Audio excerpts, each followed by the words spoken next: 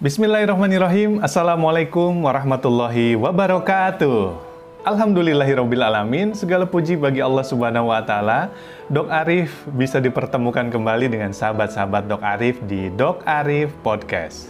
Sahabat-sahabat Dok Arif, di Dok Arif Podcast episode kali ini, Dok Arif akan berkolaborasi dengan Divisi Kesehatan Komite SMP Darut Tauhid Boarding School Eko Pesantren.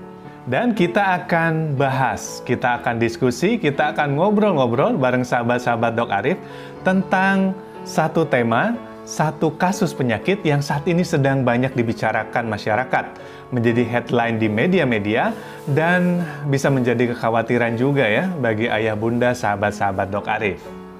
Di Dok Arif Podcast episode kali ini, Dok Arif akan berbagi informasi dan tips kesehatan tentang hepatitis akut misterius. Hepatitis akut misterius ini adalah kasus peradangan atau infeksi pada hati yang penyebabnya masih belum diketahui.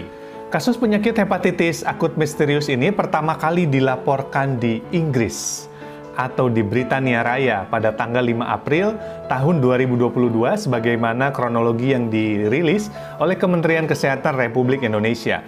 Kemudian pada tanggal 8 April tahun 2022, hanya berselang 3 hari setelah itu, 3 negara lain juga melaporkan kasus yang serupa.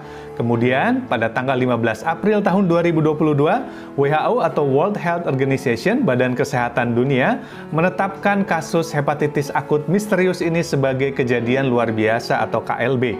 Dan di tanggal 21 April tahun 2022, WHO melaporkan telah lebih dari 170 kasus dari hepatitis akut misterius ini di 12 negara. Lalu bagaimana di Indonesia? Melalui konferensi pers yang dirilis oleh berbagai media, Kementerian Kesehatan Republik Indonesia memastikan telah menemukan 15 kasus yang diduga sebagai hepatitis akut misterius di Indonesia, dan 5 kasus diantaranya dinyatakan meninggal dunia. Lalu kenapa hepatitis akut misterius ini disebut misterius? Sahabat-sahabat Dok Arif, hepatitis akut misterius ini disebut misterius karena memang belum diketahui secara pasti apa penyebabnya.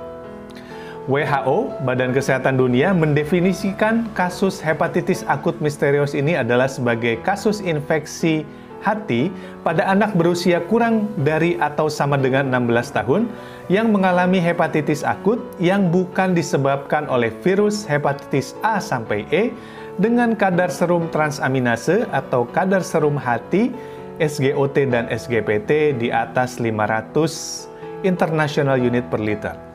Lalu bila belum diketahui secara pasti penyebabnya, apa ya kemungkinan penyebabnya? Sebagaimana kita ketahui sebelumnya, sahabat-sahabat Dok Arif, hepatitis atau infeksi pada hati itu disebabkan oleh virus hepatitis A sampai E.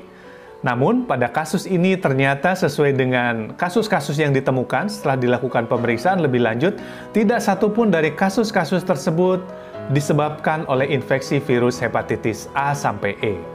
WHO menyatakan dari 74 kasus dari 169 kasus yang dilaporkan, terdeteksi penyebabnya adalah adenovirus. 53 kasus di Inggris diuji untuk adenovirus, ditemukan 40 kasusnya positif adenovirus tipe 41F.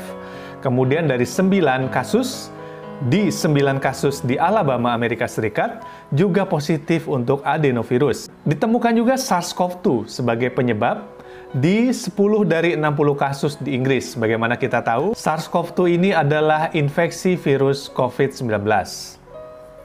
Dan pada kasus-kasus tersebut, sebagaimana sudah disebutkan sebelumnya, tidak satupun dari kasus-kasus itu ditemukan penyebabnya adalah virus hepatitis A, B, C, D, dan E. Kemungkinan penyebab lain, apakah ada zat-zat kimia atau zat-zat yang beracun, masih diinvestigasi. Kemudian bila kita bertanya, apa itu adenovirus tipe 41F? Ini adalah sesungguhnya virus yang sering ditemukan sehari-hari. Biasanya menyebabkan gejala diare, muntah, demam, dan gejala di saluran pernafasan. Dan biasanya virus ini tidak menyebabkan hepatitis pada anak yang sehat. Berbeda tentunya dengan strain adenovirus yang digunakan di dalam vaksin COVID-19 AstraZeneca yang menggunakan strain CHAdOX1, modifikasi dari adenovirus yang menginfeksi simpanse. Jadi, Ini juga merebak ya, sahabat-sahabat Dok Arif, di masyarakat bahwa virus penyebab hepatitis akut yang misterius ini dikarenakan oleh adenovirus yang ada di dalam vaksin. Nah, ini juga sempat muncul ya isu ini, dan mungkin masih cukup ramai dibicarakan saat ini. Tapi ternyata sampai saat ini tidak ditemukan bukti bahwa penyebab dari infeksi hepatitis akut misterius ini berasal dari adenovirus yang berasal dari vaksin AstraZeneca. Karena sebagian besar kasus pada anak-anak itu terjadi di anak usia di bawah 5 tahun yang tentunya belum mendapatkan vaksin COVID-19. Lalu sahabat-sahabat Dok Arif, apa saja sih gejala dari hepatitis akut yang misterius ini? Gejala awal dan gejala lanjutan. Pada gejala awal ditemukan keluhan mual, muntah, diare atau BAB cair yang berat, dan demam ringan. Kemudian untuk gejala lanjut bisa ditemukan air kencing berwarna pekat, kemudian BAB atau feses berwarna putih pucat, warna mata dan kulit menguning atau ikterik, kemudian bisa terjadi gangguan pembekuan darah, ada kejang dan penurunan kesadaran. Pada pemeriksaan laboratorium, sebagaimana yang sudah disampaikan tadi di awal, terjadi peningkatan kadar enzim hati atau enzim transaminase, SGOT dan SGPT di atas 500 international unit per liter. Kemudian apa saja langkah penting yang perlu diperhatikan untuk menangani hepatitis akut misterius ini? Kementerian Kesehatan memberikan 4 tipsnya. Yang pertama, waspada gejala awal seperti diare, mual, muntah, sakit perut, dan demam ringan. Kemudian yang kedua, jika muncul gejala awal, jangan panik. Jika muncul gejala awal, jangan panik. Segera bawa pasien untuk mendapatkan pertolongan medis terdekat, bisa ke dokter, ke puskesmas, atau ke rumah sakit terdekat untuk mendapatkan pertolongan medis lebih lanjut. Yang ketiga, jangan menunggu munculnya gejala lanjutan, seperti kulit dan mata yang berubah warnanya menjadi kuning atau ikterik, agar tidak terjadi keterlambatan penanganan. Dan yang keempat, jika terjadi penurunan kesadaran, segera bawa pasien ke rumah sakit dengan fasilitas intensive care unit atau ICU untuk anak. Pertanyaan berikutnya adalah bagaimana cara kita mencegah anak agar tidak terjangkit hepatitis akut misterius ini? Perlu kita ketahui, sahabat-sahabat Dok Arif, penularan dari hepatitis akut misterius ini terindikasikan melalui 2 cara. Melalui jalan di saluran pencernaan, dan yang kedua melalui jalan di saluran pernafasan. Dan ikhtiar pencegahan yang bisa kita lakukan tentunya berkaitan dengan bagaimana cara mencegah virus tersebut tidak masuk melalui 2 jalan tadi. Yang pertama lewat saluran pencernaan. Pencegahan yang paling utama adalah rutin mencuci tangan dengan sabun dan air mengalir. Kebiasaan mencuci tangan dengan sabun dan air mengalir tentunya sudah menjadi keseharian kita. Karena sudah sampai 3 tahun terakhir ini kita berada dalam situasi pandemi, dan ini tentunya salah satu ikhtiar yang sudah menjadi kebiasaan kita harusnya ya, sahabat-sahabat Dok Arif. Oleh karena itu, kembali Dok Arif ingatkan sahabat-sahabat Dok Arif untuk tetap rajin, rutin mencuci tangan dengan sabun dan air mengalir. Intinya kita harus tetap rutin dan rajin mencuci tangan pakai sabun dan air mengalir. Alternatifnya, bila pada saat kita ingin mencuci tangan tidak ditemukan sabun dan air mengalir, kita dapat menggunakan hand sanitizer tentunya.